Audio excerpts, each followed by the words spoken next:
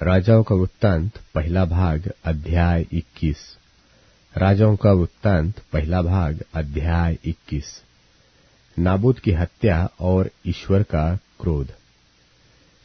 Naboth नाम एक Israeli की एक दाख की बारी शोमरोन के राजा अहाब के राजमंदिर के पास इजराइल में थी।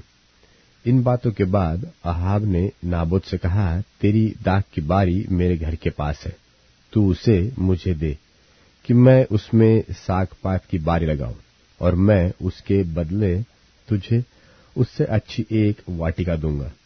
नहीं तो तेरी इच्छा हो तो मैं तुझे उसका मूल्य दे दूंगा। नाबोत ने अहाब से कहा, यहोवा न करे कि मैं अपने पुरखाओं का निज भाग तुझे दूं। इजरायली नाबोत के इस वचन के कारण कि मैं तुझे अपने पुरखाओं का निज भाग न दूंगा, अहाब उदास और अप्रसन्न होकर अपने घर गया और बिछौने पर लेट गया और मुंह फेर लिया और कुछ भोजन न किया। तब उसकी पत्नी इजेबेल ने उसके पास आकर पूछा, तेरा मन क्यों ऐसा उदास है कि तू कुछ भोजन नहीं करता? उसने कहा, कारण यह है कि मैंने इजरायली नाबोत से कहा कि रुपया लेकर मुझे अपनी दाख की बारी दे, नहीं तो यदि तू चाहे तो मैं उसकी संति दूसरी दाख की बारी दूंगा। और उसने कहा, मैं अपनी दाख की बारी तुझे न दूंगा। उसकी पत्नी इजेबेल ने उससे कहा, क्या तू इस्राएल पर राज्य करता है कि नहीं? उठकर भोजन कर और तेरा मन आनंदित हो। इजरायली नाबोत की दाख की बारी मैं तुझे दिलवा दूंगी। तब उसने अहाब के नाम से चिट्ठी लिखकर उसकी अंगूठी की छाप लगाकर उन पुरनियों और रईसों के पास भेज दी जो उसी नगर में नाबोत के पड़ोस में रहते थे। उस चिट्ठी में उसने यो लिखा कि उपवास का प्रचार करो और नाबोत को लोगों के सामने ऊंचे स्थान पर बैठाना।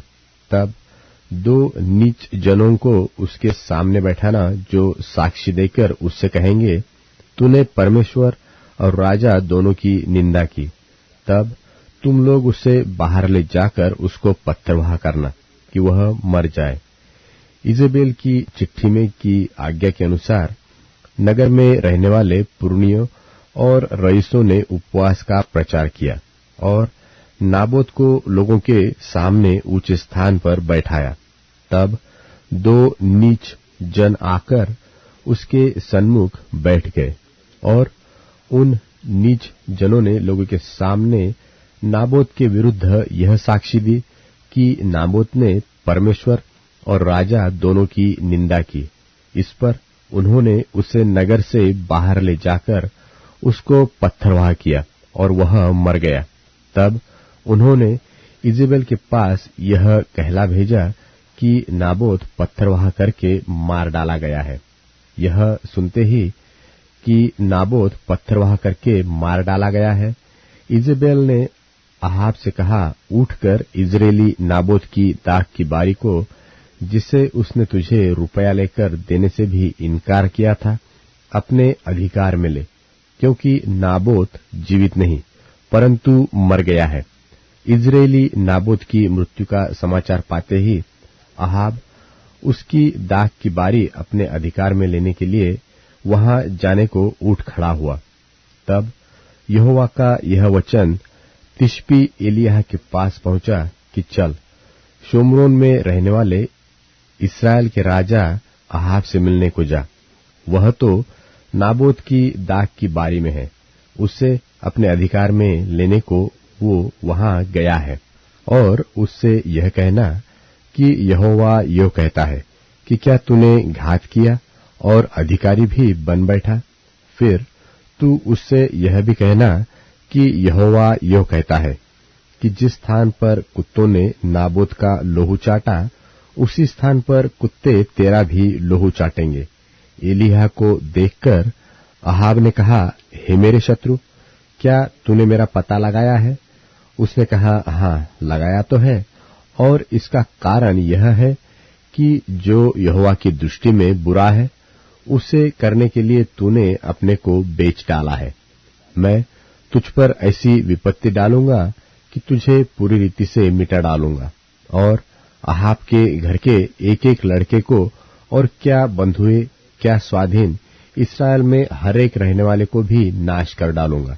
और मैं तेरा घराना नबात के पुत्र यारोबाम और अहिया के पुत्र बाशा का सा कर दूंगा, इसलिए कि तूने मुझे क्रोधित किया है और इस्राएल से पाप करवाया है। और इजेबेल के विषय में यहोवा यह कहता है कि इस्राएल के किले के पास कुत्ते इजेबेल को खा डालेंगे। अहाब का जो कोई नगर में मर जाएगा उसको कुत्ते खा लेंगे, और जो कोई मैदान में मर जाएगा उसको आकाश के पक्षी खा जाएंगे।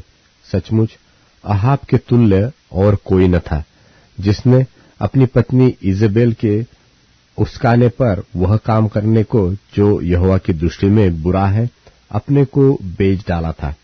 वह तो उन इमोरियों की नाई जिनको यहोवा ने इस्राएलियों के सामने से देश से निकाला था बहुत ही घिनौने काम करता था, अर्थात मूर्तों की उपासना करने लगा था।